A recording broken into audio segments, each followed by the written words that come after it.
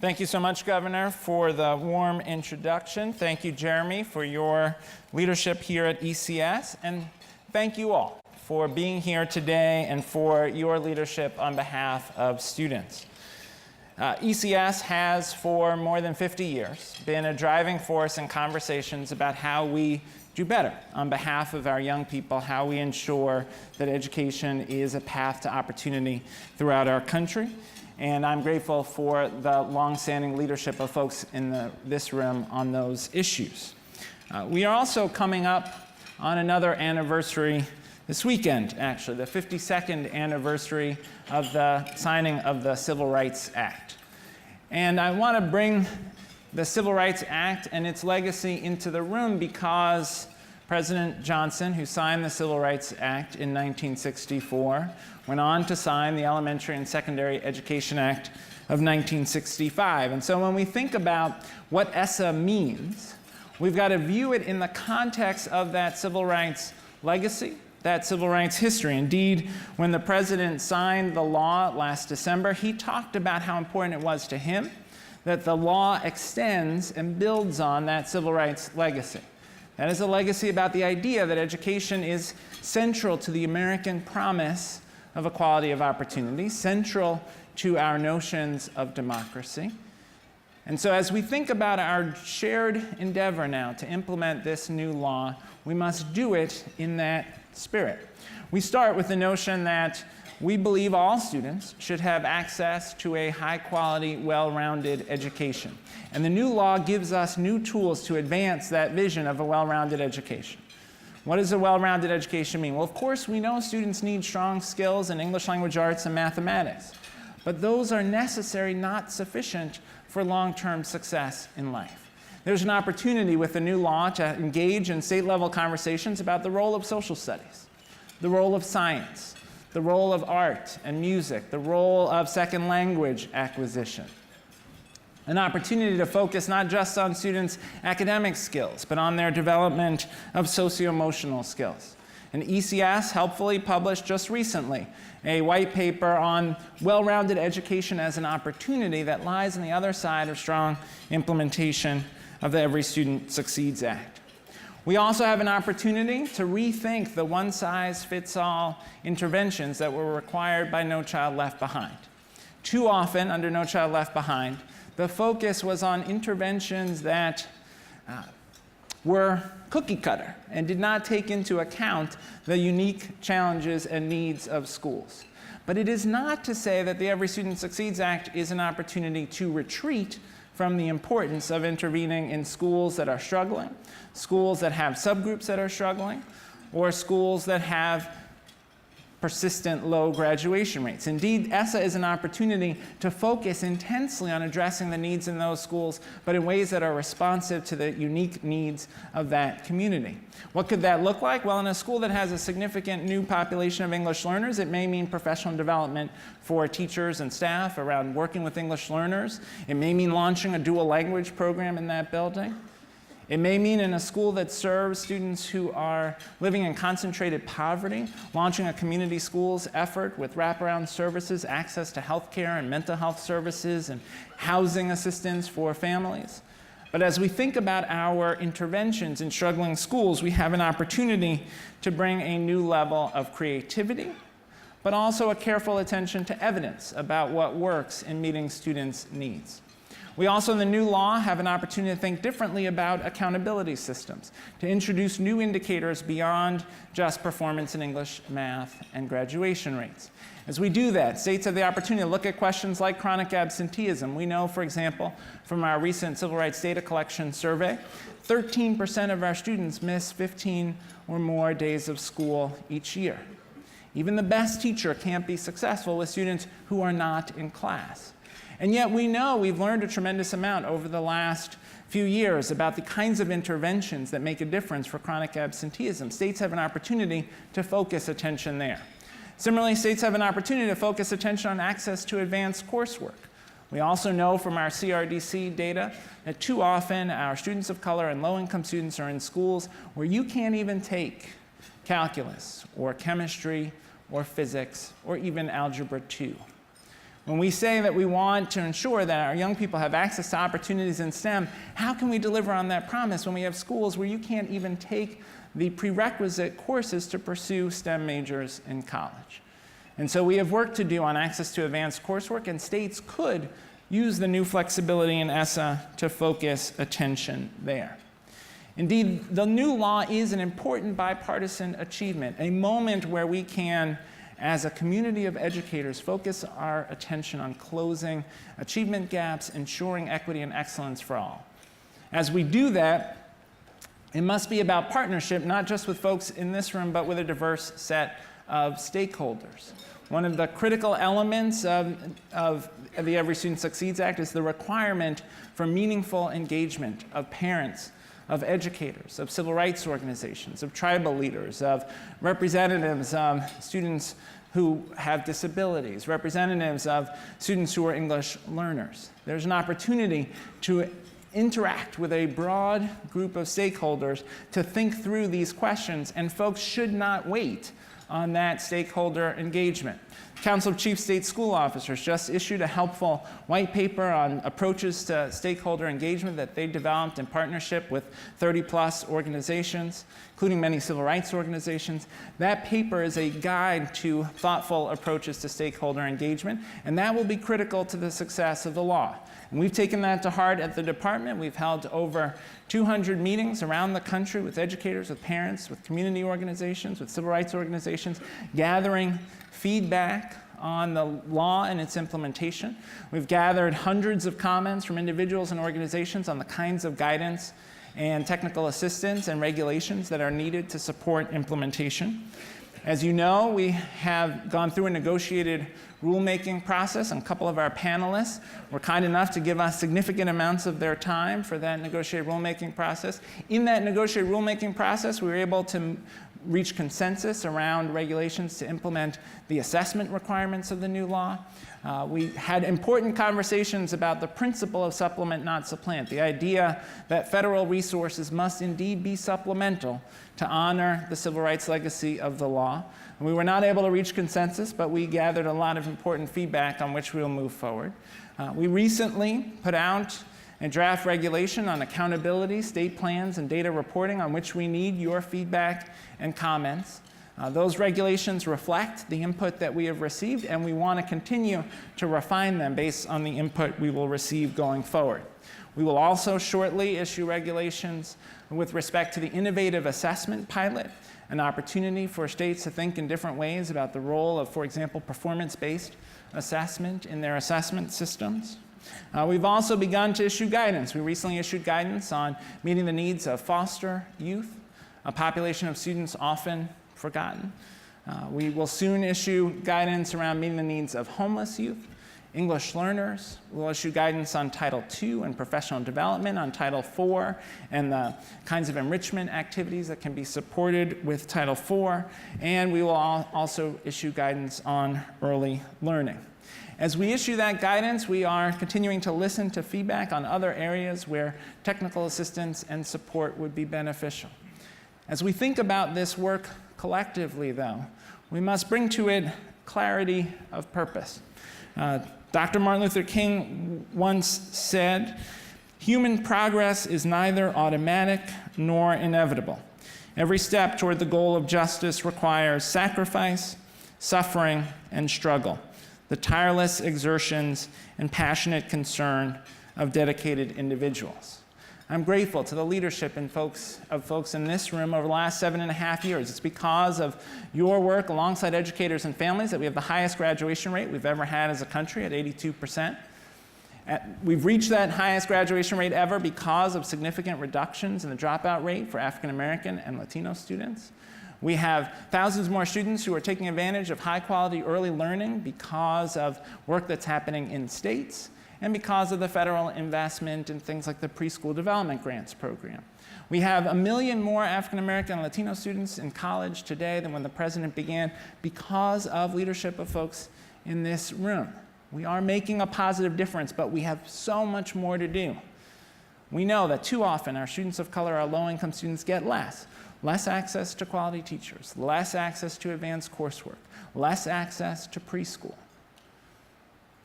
That gap, those equity gaps, are tearing at the fabric, the moral fabric of our country. We are a country that promises equality of opportunity. To deliver on that promise, we must ensure equitable access to opportunity. The Every Student Succeeds Act is an opportunity. It is a beginning. It's not the end of a road. It is an important bipartisan achievement, but the achievement will be in what we do with the law to close those equity gaps and to expand opportunity. When we look at the civil rights data collection data, when we see that African American students are more than 3 times as likely to be suspended from pre-K and nearly 4 times as likely to be suspended in K through 12, we know we have more to do. When we look at the number of students who are required to go to remedial classes when they arrive on college campuses, on some campuses as many as 80 to 90% of students, we know that we have more to do. When we look at the gaps in our graduation rates that persist for our English learners and for our students with disabilities, we know that we have more work to do. When we look at the fact that nearly 1 in 5 high school students is chronically absent, and we know those kids who are chronically absent are on the path to dropping out of high school, and we know what that means for their ability to compete in the 21st century, we know we have more work to do. So the question as we look towards ESSA implementation, it's not just about how we ensure that we fulfill each requirement of the law. This is not a compliance exercise. This is a change exercise. How do we change our system to create more opportunity for the kids most at risk? And as we have those conversations, we have to start with the kids who are too often forgotten, with the foster kids, with the kids who are homeless, with the kids who are in juvenile justice facilities, with our English language learners who are also students with disabilities, whose needs are often unmet. We've got to ask, how are we ensuring that for every child they have access to the kinds of opportunity we would want for our own? That is the moral call of implementation of this law. And so I look forward to our conversation. I look forward to our work together. I look forward to thinking together about how we not only fulfill the promise of the Every Student Succeeds Act, but fulfill the vision of the original Elementary and Secondary Education Act, how we fulfill the vision of Brown versus Board of Education. Knowing that 60 years after Brown, we have schools that are more segregated by race and class today in many parts of the country than they were 10 or 20 years ago. This work is about who we are as a country and what we owe to every child for the sake of the future of our economy and the future of our democracy. So thank you for the opportunity to join you. I look forward to the panel.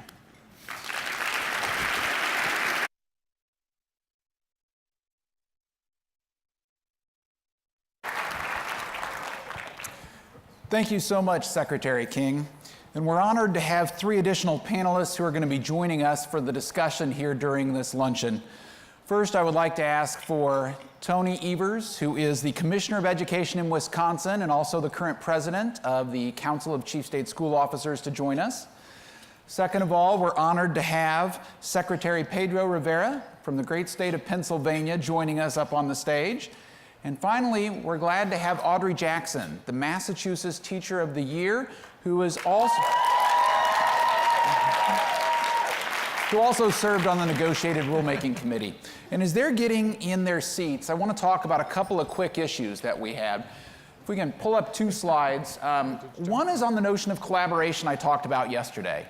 We can embrace ESSA, we can like it, we can think it's not comprehensive, but it was a rare moment when we saw both executive level and congressional level people coming together around one piece of legislation that needed to be updated. And so as we're talking about the need for collaboration in the states, I think it is important to look at this bill in that capacity. President Obama, when he signed it, called it a Christmas miracle as it came right around the holiday time. But I think a lot of editorials across the country called it that too, because the notion of finding that common thread to get a piece of legislation this massive through Congress and then have it signed by the president was a big ordeal. I also think that we have some papers that are out that I talked about yesterday, but it's important to look at this beyond just English language arts, science, math. It really is about what is a well-rounded education. In your implementation in the states, how can you make that a collaborative effort? So I'm excited to lead the conversation with this panel, and I'd like to start off by actually asking Commissioner Evers to talk a little bit about what he's been seeing, both on his experience with the negotiated rulemaking committee and in his service there, but also what they're doing in the state of Wisconsin. Great, thanks so much, Jeremy. And I just have to start off by thanking John for being such a heartfelt advocate for kids in this country. It's just extraordinary. So let's have a round of applause for John King.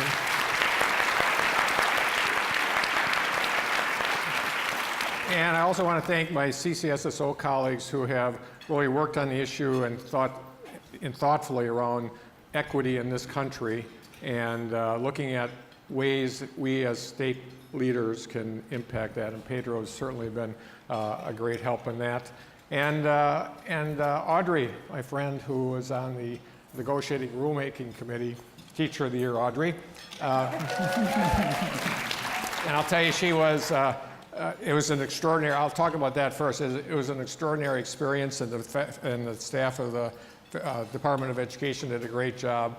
But the group itself was disparate, to say the least, and the way negotiating rulemaking works is that if one individual out of 25 or 20, the number, disagreed, the process stops. It's like the U.S.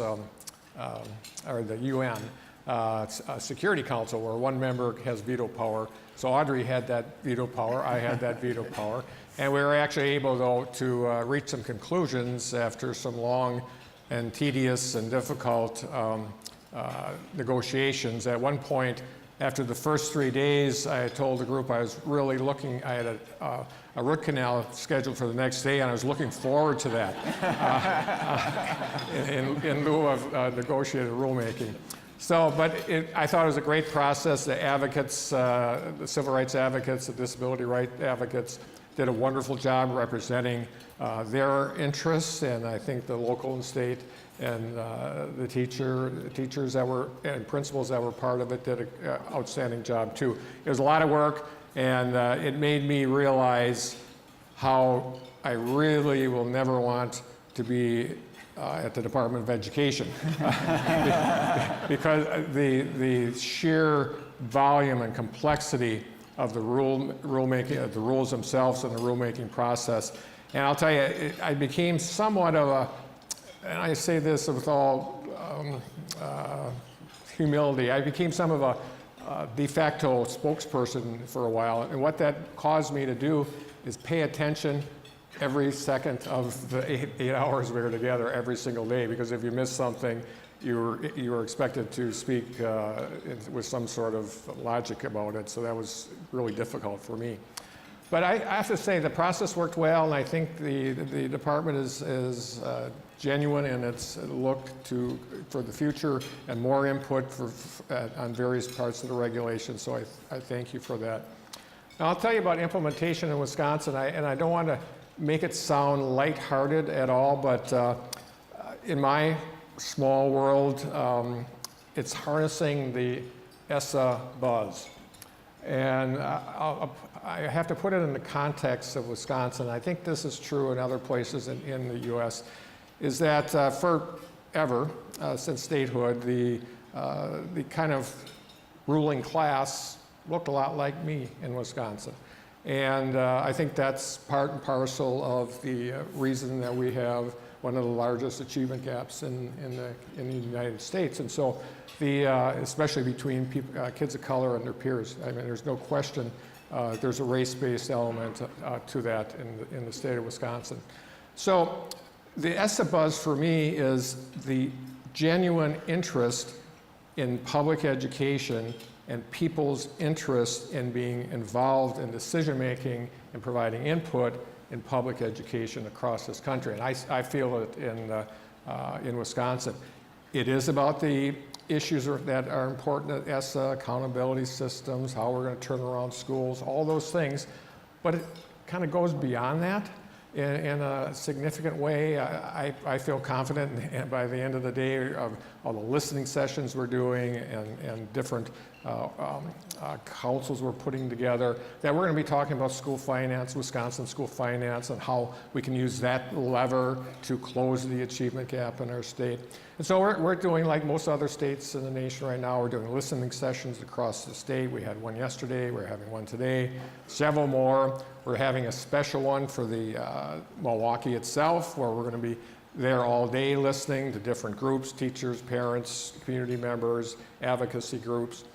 And then we've also created a equity council that includes all the alphabet soup of educator groups that we have, that every state has. But also we've really made it an effort to involve those civil rights groups, involve those disability rights groups at the table in a real important way. We've actually used the national organizations to help us identify the folks that we should be involved with.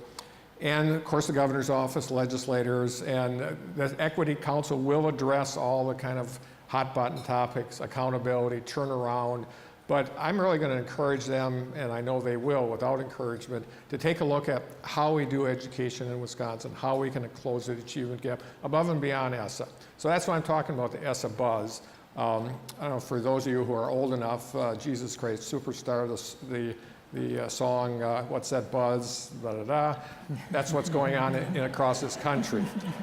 In that people are genuinely interested in education. They want to have an opportunity to talk. They want to have an opportunity to have input. We're bringing people together that may have been critical friends of us in the past, bring them to the table and talk about how we can do things differently. So I'm jazzed about it. I hope you can tell. But the bottom line is, I hope that this conversation as a nation, and selfishly for me in Wisconsin, that it's going to change the lives of kids in a meaningful way, so that Wisconsin will not be the state with the largest achievement gap in the country. Thank you. You bet. Secretary Rivera, you've talked a lot about some of the stakeholder engagement programs that you've already done and the listening sessions in Pennsylvania. Can you give us some insight on how that's going and what you're learning already? Absolutely. I have to take a moment and really commend an amazing team in the Commonwealth that have been working and partnering with our partners at CCSSO and U.S. Department of Education, just bringing stakeholders together to really engage in this rich dialogue around education, around the opportunity that we have to really transform how it is, not only how we view accountability, but how we view education, and focusing on how we're going to improve the quality of life for our kids, for our students.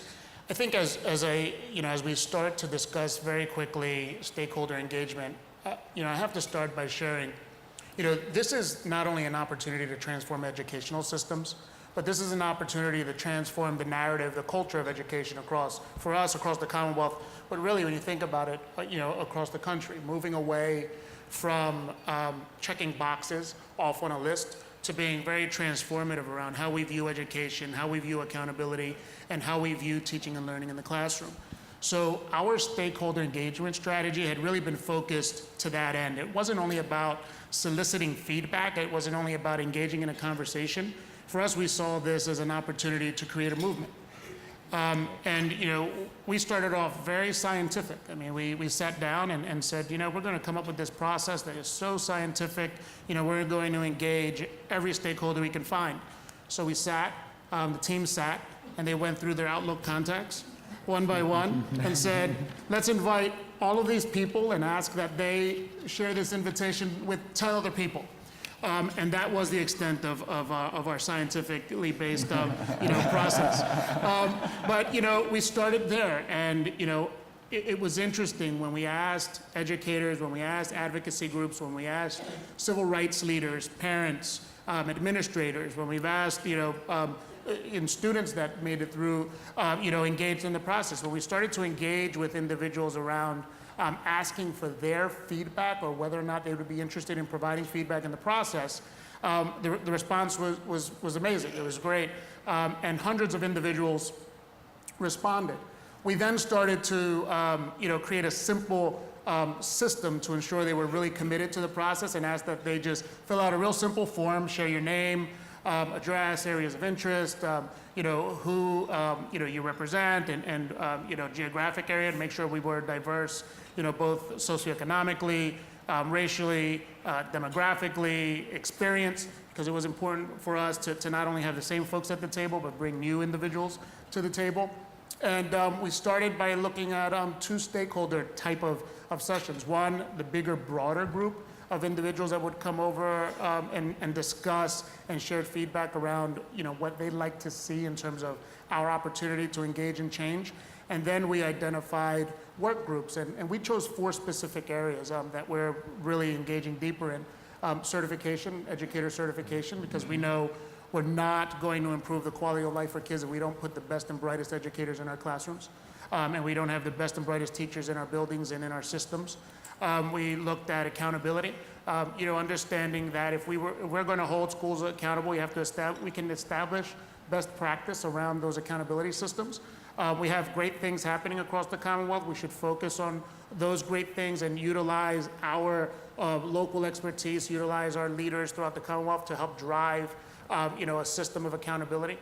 We looked at assessment, understanding, which has been, the big word. I think, there's 2 conversations you don't want to have, in education. First is accountability and assessment, and then the second is to tell folks you're from the state and you're coming to visit. So we had an opportunity to do both, and get feedback from individuals.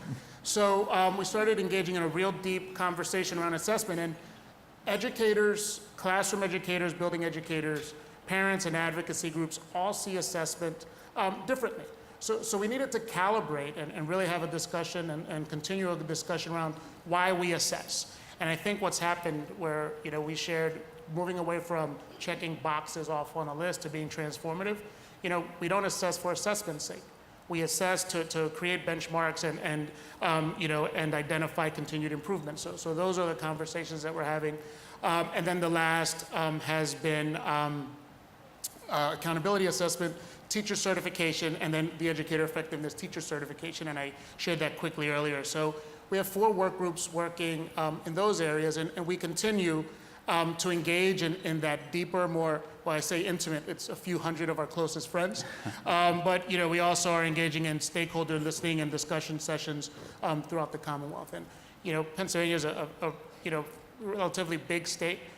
We educate in our K-12 system 1.74 million students, and so coming up with a system that's going to be representative, coming up with a plan that's going to ensure that we're serving our neediest students while at the same time providing enrichment for talented students is going to really force us to be inclusive of all stakeholders.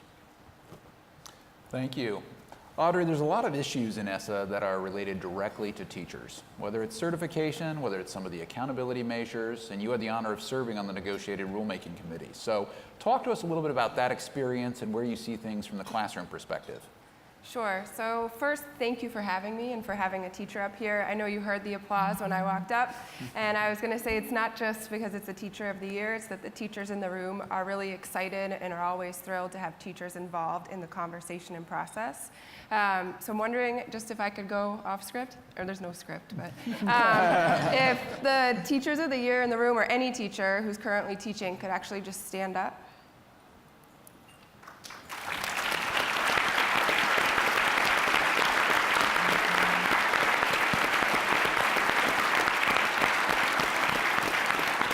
So I can take the blame, I think, a little bit that there's a cluster over here, because I was feeling a little nervous, and they were like, we'll be right there. But the reason why I bring that up was that being a part of negotiated rulemaking for ESSA was a brand new experience for me, and I'm still teaching full-time. I've been doing Teacher of the Year things in the great state of Massachusetts, and I was learning a lot, and yet was surprised by how many people were surprised that a teacher was on the panel, that a teacher was involved in being a part of the committee. I did a lot of research to make sure I was really informed and trying to represent things based on evidence, research, both longitudinal and then recent experiences. And I had a great time getting to know Tony and others throughout the experience. But what it's done for me, or one way I've thought about it this lately, is that there's a parallel between how teachers are sometimes treated with regard to education policy and how we think of our students who are struggling to thrive in the schools that we're providing them. So we talk about an opportunity gap for students. And for me, one of my favorite parts, I absolutely geeked out. I was like taking pictures of the policy or the draft regulations and sending them to my friends, and they were like, "What is this?" It's like blue and red and crossed out. It was when the Health and Human Services Department for Children in Foster Care was included in the regulations. I work in a Boston public school with 5th graders, and many of them have been homeless, been in foster care, residential hospitalizations, and it's not because they are incapable of thriving in school that they struggle. It's because they don't always feel like that's a place where they belong or are valued. So let me get back to the parallel. I think that when you're doing really good work, the best work that I've seen or been a part of is when you're doing with and not to in a really purposeful way.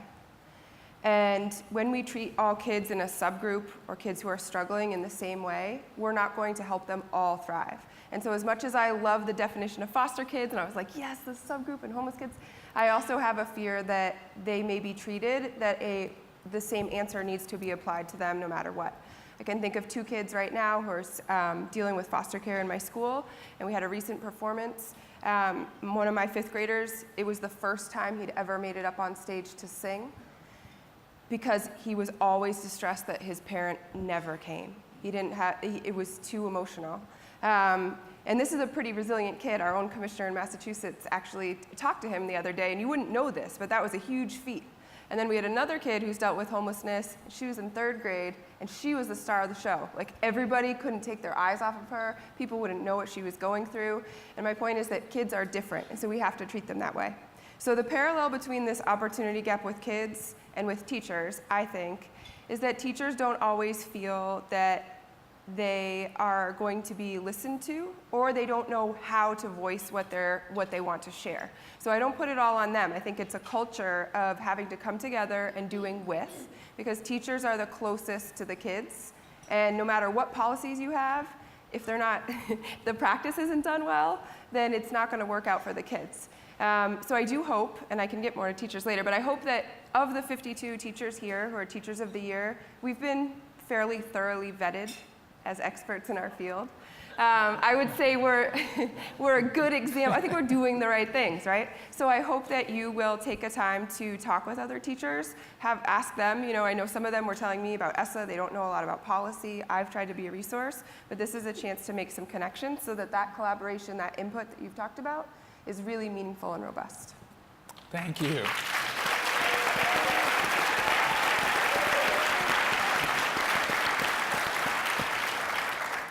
So as Tony mentioned, there is a buzz around ESSA, and there's a lot of conversations going on in the states. And implementation is not going to be simple. This is transformational in many ways on how states are going to look at certain policies, even though the federal funding is about 10% of most states' total K-12 budget. So what I'd like to ask is kind of for an open conversation, I mean, what's your worst fear through the implementation process? Because this is a lot of change in an era when a lot of state legislators and even state chiefs have been changing in jobs, and an administration change that will take place at some point in January. So what's the worst fear on implementation, and what should people be planning around for that fear? The fact that I'm running for re-election at the same time I'm doing this. Really, I guess the worst fear is that gathering input from this newly embraced diverse group of people becomes a one-shot deal. And we do it, we say thanks, we check that box, and we move on. I think that would be a significant step back from the civil rights discussion that you had initially, that we have to keep at our focus. Because Wisconsin is a little more complex than other states, because we have lots of vouchers, lots of independent charters, all the different types of governance management stuff that I will say, in all truthfulness, I'm not sure changing governance changes the lives of kids. And I would just be fearful that we do a one-shot deal, walk away, and then we just go back to talking about how we're going to govern our schools. That would be that'd be a bad deal. I worry most about implementation not changing the reality on the ground for kids. And I think we have lots of examples over the last, since the beginning of the country, of efforts that were intended to change outcomes for kids but didn't. One of the things in our civil rights data collection survey was that 1.6 million kids go to a school where there's a sworn law enforcement officer and no school counselor. Right? That's pretty fundamental. So if we're sitting here 5 years from now and that is still true, the law won't have lived up to its promise. We have schools with graduation rates in the 30s. If that is still true 5 years from now, the law won't have lived up to its purpose. I mean, ultimately, the measure of our work will be, do we improve outcomes for kids? For us, it's been an amazing opportunity and discussion specifically around what is it that we hope to accomplish as an educational system, in serving the students and serving, the communities of the Commonwealth. And ultimately, we want to create a student that's college and career ready after they've, passed, after they've succeeded grade to grade and graduated from our system. And therein lies, some of the opportunities, but also concerns through this process. I mean, Audrey shared two examples of success that will probably be a greater indicator of those students' success in terms of resiliency and them overcoming, a need, and learning that process to thrive and to grow personally. And as we're having these conversations around the authorization of SS, we're having conversations around what accountability measures should be put in place, what practice should be supported, and what do we want to pay special attention to. We're really trying to be intentional to provide a system of accountability for schools and school districts that are holistic and provide multiple pathways to success. So when you're looking at some of the parameters that we continue to discuss through negotiated rulemaking and across states, we want a system that holds schools, states, the system in general accountable, while at the same time understanding that the educational system, when we visit, and as secretaries, as chiefs, we get to visit many school districts. And, one of the greatest factors in terms of, identifying successful classrooms, schools, and systems versus those that are struggling are the ability for the individuals in that classroom, schools, or systems to differentiate based on the needs of those students. So how do you create an accountability system that's holistic enough to address the foundational needs of students, whether you're an English language learner, a special needs student, whether you're a student who has low attendance rates, whether you're a system that doesn't provide access to high quality programs, while at the same time not falling back to a system that's so rigid that we don't allow the professionals to differentiate based on the needs of their kids, based on the needs of their communities. So, as we're having these deeper discussions, specific to English language learners, for example, and, understanding that I absolutely applaud the fact that we're going to address that, we'll create a benchmark around English language proficiency so that we know how students have grown and learned, English proficiency. But, there is no one prototype for an English language learner.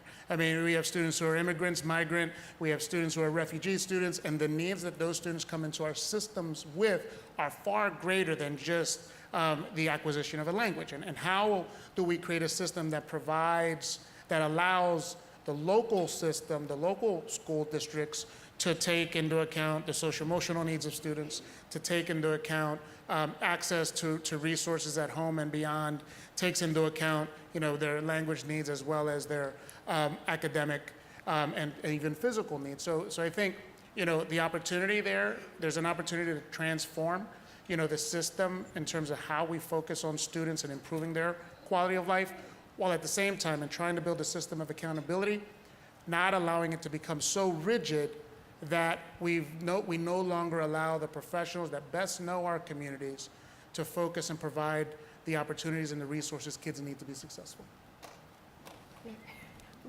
I second that from Secretary, Commissioner? Pedro. Okay, okay. I second that and want to build on it a little bit because I know that there are many states where there are teacher shortage issues, and I don't think that's a huge issue in Massachusetts, where we're fortunate. But one of the things as an educator, and it's been about a decade that I've been working in education, but that there's a sense as teachers get really invested in their classrooms and try to work and be solutions oriented with their students, that things keep happening to you, or like this policy changed, oh, now we have a different assessment, now we have this. And there can be a default to think of it as, oh, this is another thing that's happening. And this isn't just with teachers, but across the education community from public perception, et cetera. And so having learned a lot about the history and the evolution of ESEA over time through all the amendments and now with ESSA, I've seen a lot in the media where people will critique or pinpoint things as faults or something they don't like, and it becomes picking apart what they may not have preferred as opposed to seeing it as an opportunity for improvement.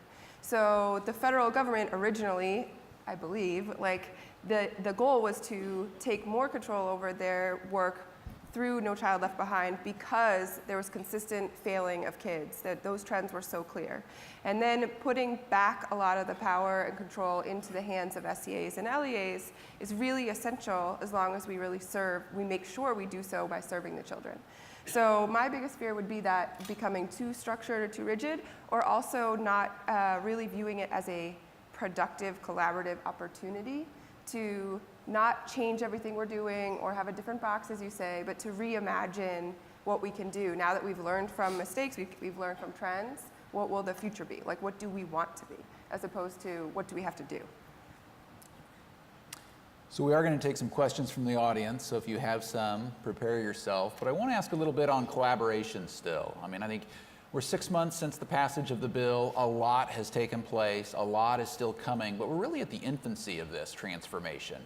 And knowing that we're at the infancy, how does collaboration work in your states? Because as we're getting questions at ECS, and I know that CCSSO is getting questions, I mean, are the state education agencies equipped with the capacity, the funding mechanisms, and the authority to really take on what they've been empowered with? And in that same line, as we have governors and legislators here, I mean, how are you engaging those so that there is kind of 3 power entities within the state that are invested in the future of this? I can share quickly in terms of the process and what we've been how we've been engaging. I think it's first important for us, for me to share that, I think although very comprehensive and extremely thoughtful, the process of stakeholder engagement is messy. I mean, you're not going to walk away saying, this was perfect, I got it, everyone agreed, we're ready to move on. I mean, first you have to embrace the fact if we're going to engage multiple stakeholders, if we're going to engage, many different interests, it's not going to be a neat, packaged in a bow, process. So you're going to have to, be comfortable with living in ambiguity. You're going to have to, be comfortable with learning, learning to live in that messiness and in the abyss. And then lastly, you're going to have to really accept the fact that not everyone in the room is going to agree. I mean, there are special interests in the room, you understand it, but you live with the fact that we may not all disagree, but you're going to be informed. We may not all agree, but you're going to be informed, you're going to be engaged, and ultimately we'll make a decision that's in the best interest of, of our state, of the Commonwealth. I think, it's also important, to understand, first, especially for us, capacity is a huge concern.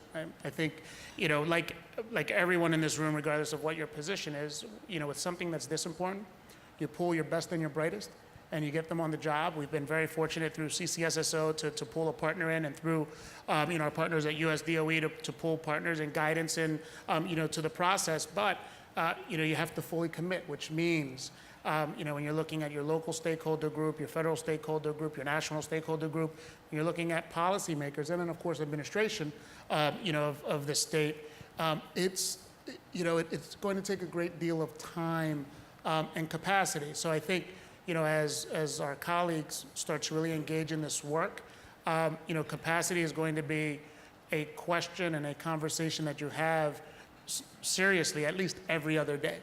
Because every time a new issue comes up, every time a new communication is presented, we tend to have a new conversation on how do we build capacity around this movement.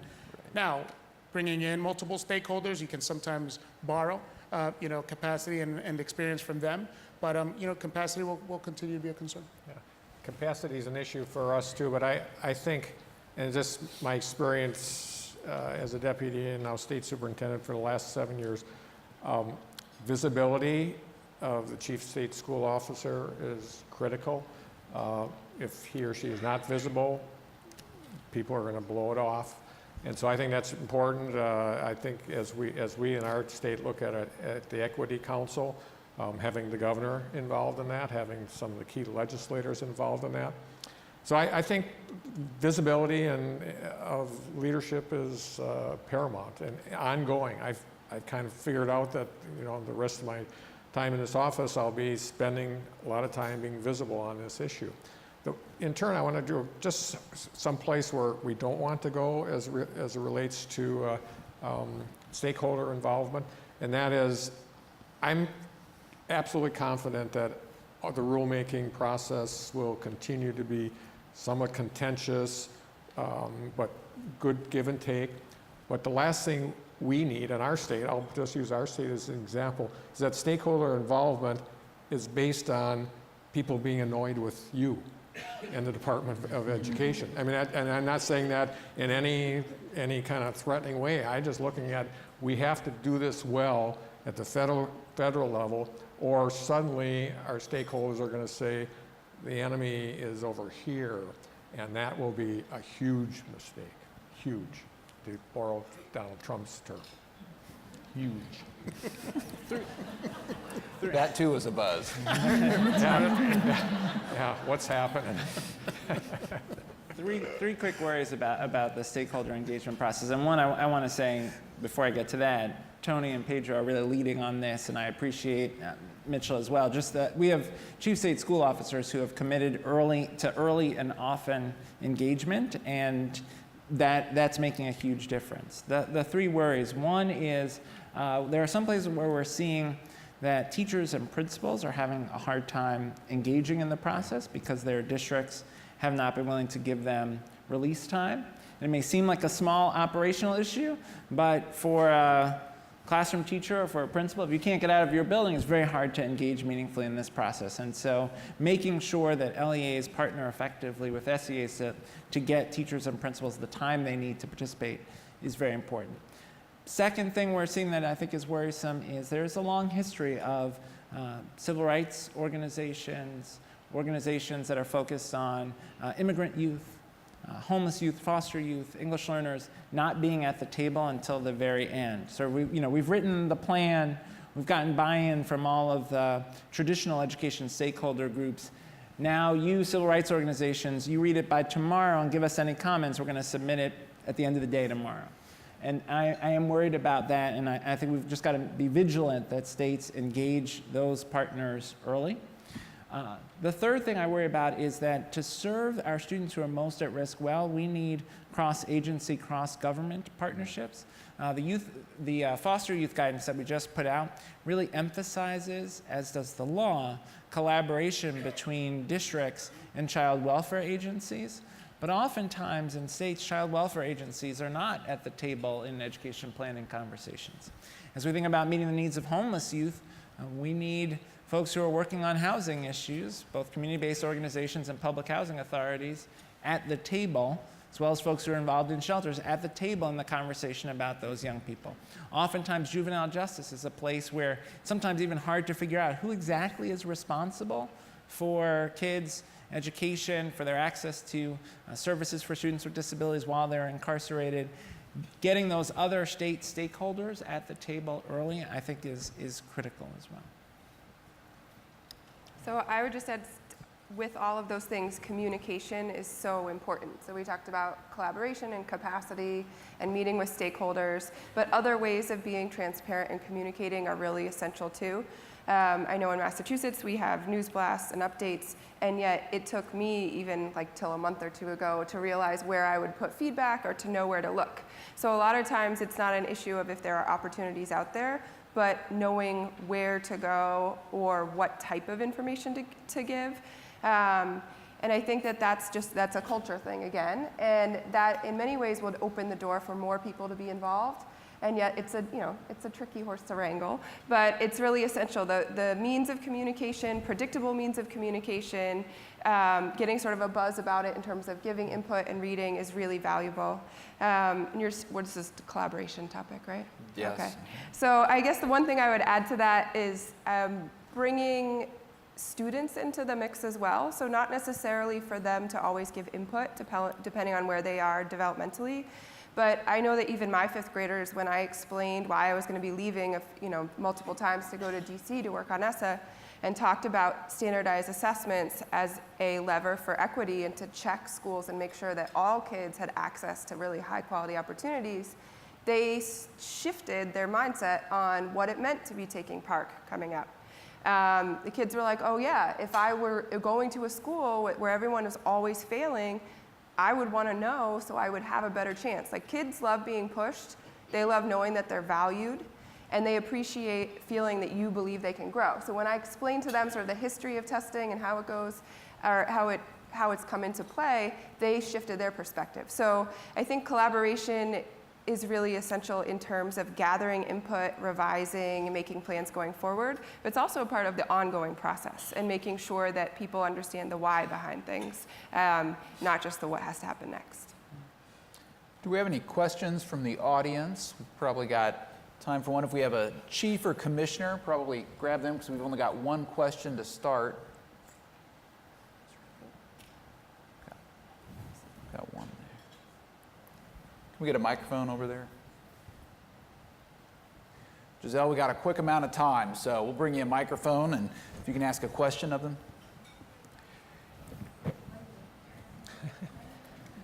Throw it.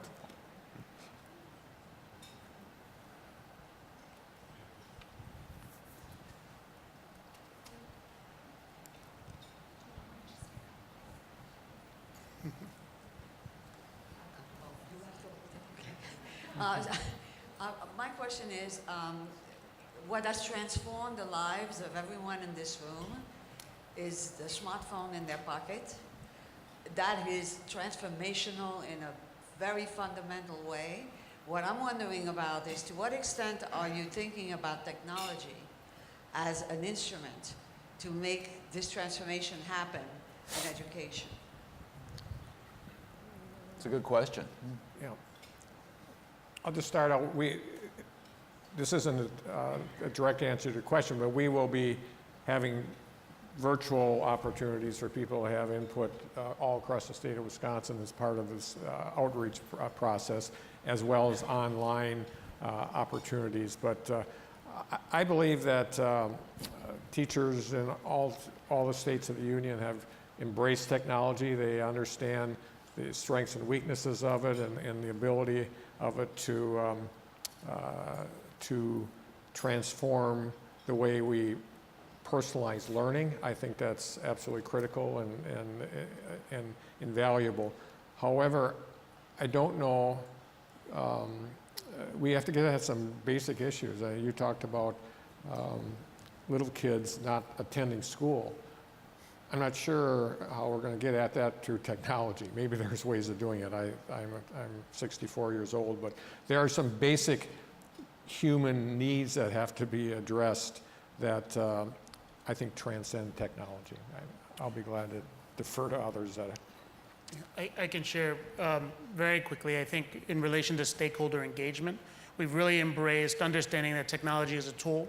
So in addition to the stakeholders that I shared earlier, everything that we've shared is everything that we've done. The process has been shared through social media, on our website, with links to both video documents and opportunities for feedback to any stakeholder that wants to engage and share in the conversation, and not only around the informational and general sharing, but also around some of the work that's being done as part of the work group. So one of the things that we've tried to do the best we could is provide real-time opportunity for those who aren't present directly in the room to get involved as part of the process, and whether that's quickly through social media and through Twitter and Facebook and the like, or more intensively through the website and more static documents. So we've been able to use technology as a platform for those either geographically or time are not able to be right there at that time as a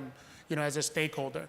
And then as part of the plan, overall plan, we understand that technology as a tool is something that absolutely has to be embedded, in everything from teacher preparation to performance and standards. So that's always one of those tools that's at the center of our discussion.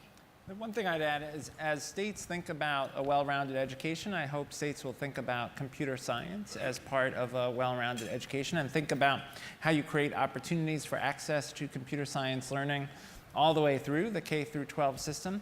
That computer science helps teach problem solving, critical thinking skills, and computer science is playing a critical role not just in the tech industry, but if you go into the health field or advanced manufacturing, computer science is going to play a role. President's proposed a multi-billion-dollar, multi-year investment in computer science education, and we're going to keep working with Congress to try to make that investment. Title IV dollars can be used to support integration of technology in schools, and the president's proposed nearly doubling the funding level for the Title IV programs. We're going to keep working with Congress to try to make sure those resources are there. The last thing I'd say on computer science is it's a huge equity issue. We have states where there are virtually no female students taking the AP computer science exam, states where there are virtually no students of color taking the AP computer science exam, states where there's huge gaps in access to computer science learning in high school serving large numbers of kids of color and low-income students, and those gaps can be seen all the way back into the elementary years. One quick story, I was with a group of computer science teachers yesterday, and one of the teachers said, I asked my third graders, what does a computer scientist look like? And all my third graders drew pictures of white males with glasses and pocket protectors. Third grade. And another teacher who actually works in a school that serves many students of color and also is all girls. So, well, actually, I have a funny story about that. We start computer science at the beginning for our kindergartners all the way through our school, and it's all girls. So we went to a hackathon with a group of our girls on a weekend, and it was kids from all different schools, so there were boys in the room. And one of the girls turned to me and said, wow, I didn't realize there were boys who were so interested in computer science. And I share that story to say, at the end of the day, part of the equity gap is if we don't provide, it goes to the point about the opportunity gap. If we don't give kids the opportunity, they won't know it's possible for them. But if we do give them the opportunity, they will have a broader sense of what's possible for them. So I would say for me, technology as a teacher is both really powerful and limiting. I think there's so many rapidly increasing platforms and applications for students to have individualized and differentiated responsive learning experiences. But without having quick feedback from a teacher or someone to process with about it and take a step, it can also be limiting. So I think that it's in some ways, it is definitely a huge opportunity for us to move beyond I'm giving one group lesson to everybody at the same level and then I differentiate, to being very much differentiated almost all the time, but kids tracking and owning their learning. I think it's very empowering for kids to do that, but we have to be very careful with how we do it.